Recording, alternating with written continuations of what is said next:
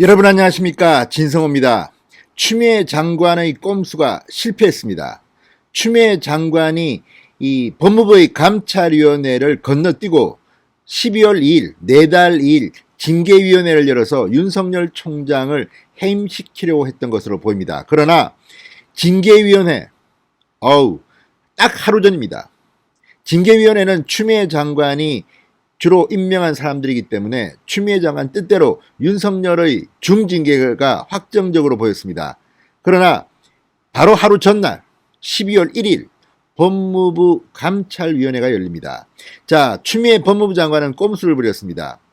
감찰위원회에는 외부 인사들이 많기 때문에 윤석열 총장에 대한 징계가 제대로 이루어지지 않을 것이라고 걱정한 것 같습니다. 그래서 원래 오늘 열리기로 되어 있었던 이 법무부 감찰위원회를 코로나 등을 이유로 연기시켰습니다.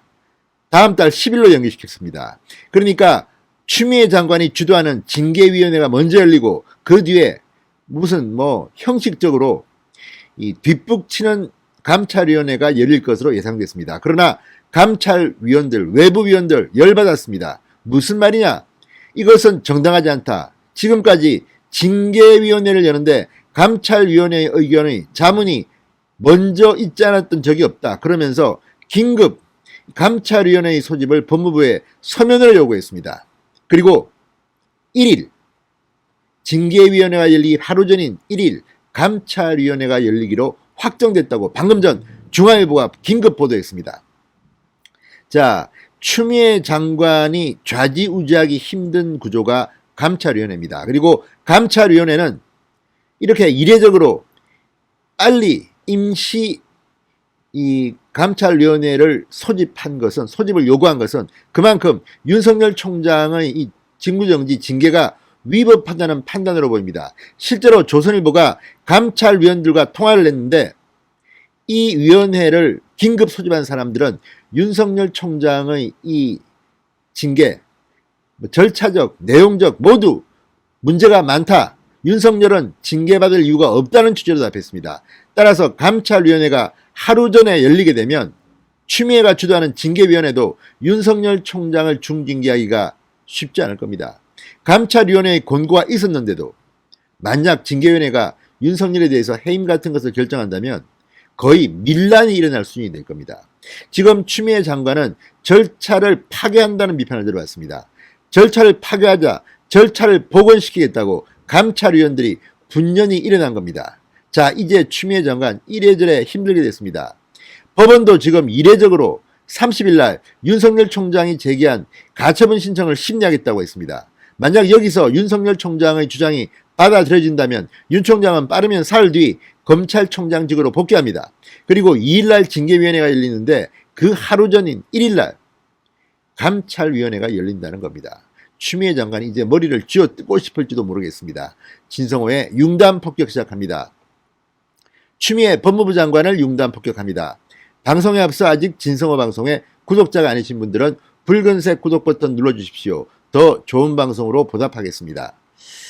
야, 지금 추미애 장관의 뜻과는 완전히 다른 상황으로 모든 것이 돌아가고 있습니다. 지금 평검사들 전국의 모든 지검에서 인천지검을 마지막으로 모든 지검에서 평검사회를 열고 추미애 장관의 이 정지 집행에 대해서 반대하는 의견을 냈습니다.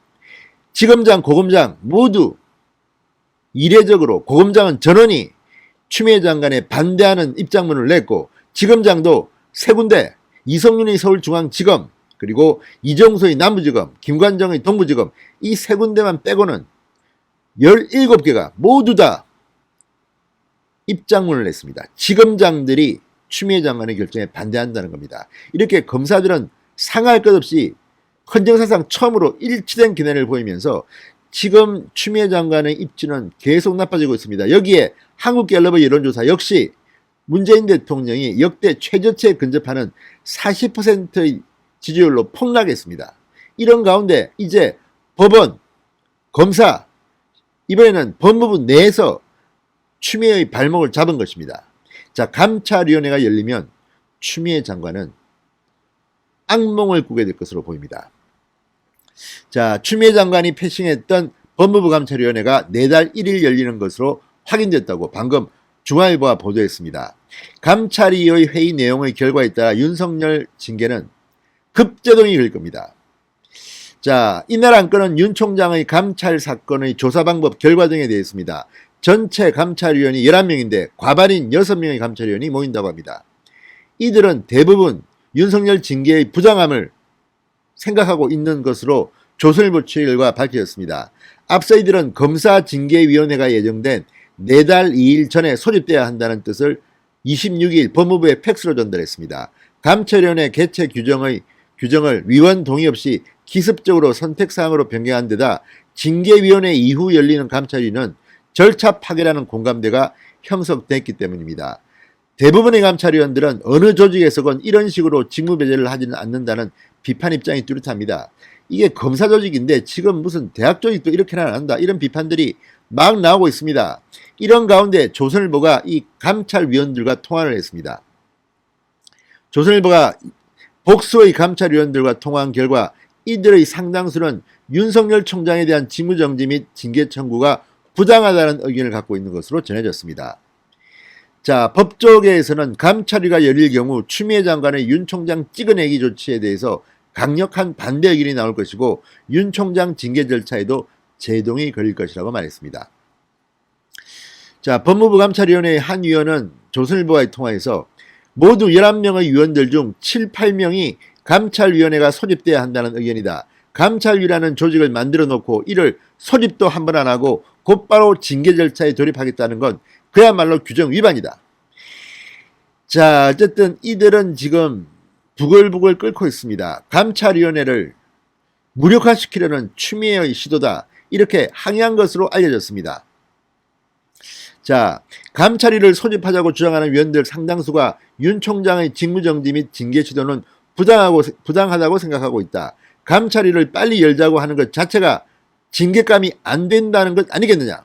감찰위가 열릴 경우 추미애 장관이 명령한 직무 배제 및 징계 청구 등을 철회하라는 의견이 모일 가능성이 크다, 이렇게 한 감찰위원은 조선일보와의 통화에서 말했습니다.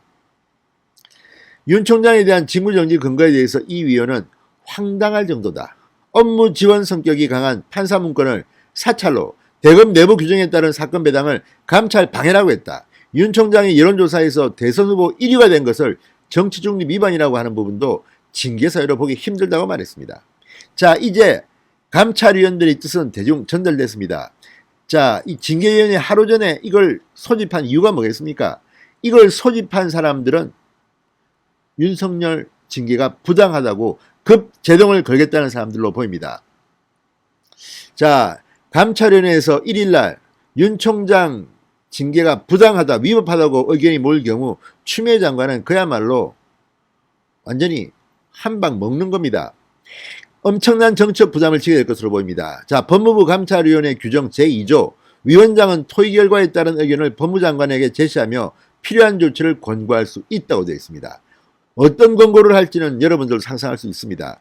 자, 그렇다면 이 감찰위원회의 권고를 무시하고 추미애 장관 마음대로 이 징계위원회가 윤석열 총장 징계를 결의한다면 이건 역시 앞으로 상당한 역풍을 불러모을 수 있습니다. 이와 별도로 윤 총장은 빠르면 30일쯤 직무에 복귀할 수도 있습니다.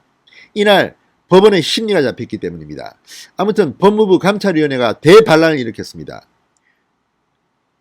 추미애 법무부 장관이 이들을 패싱하고 바로 징계위원회를 열어서 윤석열을 징계하려고 하자 임시회의 소집을 요구한 겁니다. 그리고 그게 관철됐습니다. 징계위원회가 열리기 하루 전날인 1일 감찰위원회가 열립니다. 아무튼 추미애, 문재인 점점 더 힘들어지고 있습니다. 진성호의 융단 폭격이었습니다. 여러분 감사합니다.